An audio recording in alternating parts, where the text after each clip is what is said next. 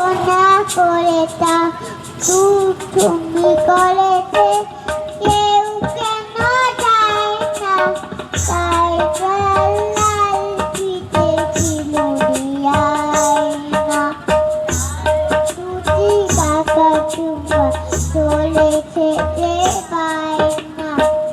I তার লাল পিঠে ছিল না ছোট আর পিঠে দিয়ালা শাড়িটা মন ভরা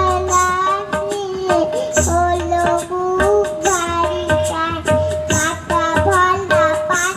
দেব খাল কেন তাই না